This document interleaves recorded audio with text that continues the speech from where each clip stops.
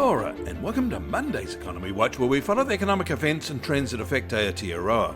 I'm David Chaston, and this is the international edition from interest.co.nz, and today we lead with news. The world's two largest economies are showing outsized vulnerabilities: geopolitical, economic and environmental. First in China, the eye-catching retreat of foreign direct investment in April, an outflow of almost $5 billion, was arrested in May, positive by $17 billion for the month, even if it was off an unusually declining base in April. Still, year-on-year, foreign direct investment into China remains unusually low, barely $50 billion in those 5 months, and well below the almost $70 billion in the same 5 months in 2024. For either year, these are not large amounts for a country the size of China. In 2023, the 5-month inflow was $84 billion. In 2022, it was $88 billion. It is a negative track that is sensitive for them. Separately, excessively hot weather and unusually heavy rain are affecting large parts of central and southern China. In Japan, May CPI inflation edged lower to 3.5%, the lowest annual rate of the year. Energy costs remained elevated, but dipped in the month. Also elevated and also dipping were food prices, now running at a 6.5% rate.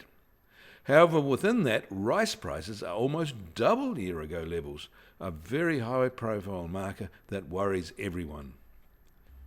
In the US, weekend data shows the Philly Fed's factory index booked another retreat, the third in a row, although only a small one.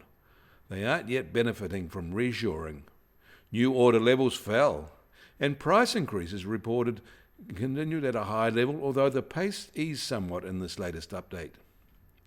That data was just part of the Conference Board's leading economic indicator series, and this slipped yet again in May, with the April index being revised sharply lower. They say this is triggering a recession signal.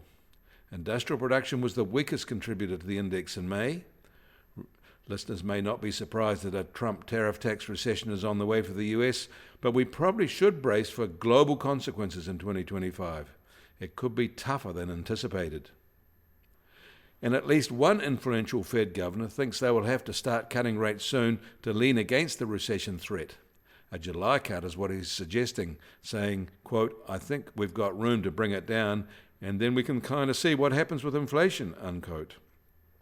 Recession threats trump inflation threats for him.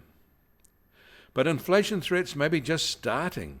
Until now, importers have been paying some of the tariff taxes, but that can't last. And inflation isn't the only thing heating up in the US. Forecasters warn that dangerously hot and humid weather will blanket nearly 200 million people there this week as a phenomenon known as a heat dome trap builds. Elsewhere, the weekend brought a raft of other central bank rate decisions. In Turkey, their central bank left its policy rate unchanged at 46% as expected.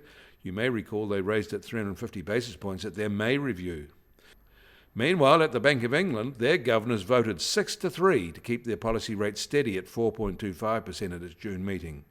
Although this was the result expected, the 3 dissenters wanted a 25 basis points cut, and that was one more dissenter than was expected. In Norway, however, they cut their policy rate by the 25 basis points to 4.25%. That was the first cut in 5 years. And Taiwan held its official rate steady at 2%. And the Philippines cut theirs by 25 basis points to 5.25%. In China, their central bank left its loan prime rates unchanged at their record low levels after the 10 basis point dip last month. Meanwhile, Aussie miners are looking at some surprisingly weak May data for steel production in China. May and June are usually their peak months for production, but not this year. The May data shows it's 6.9% lower than the same month in 2024 at 86.5 million tonnes. That represents a very large fall away in looming iron ore requirements if it holds in June, a more than 6 million tonne shortfall per month.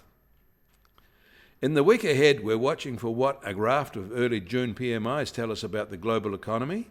In Australia, the focus will be on the monthly CPI indicator on Wednesday, although little change at 2.4% is anticipated.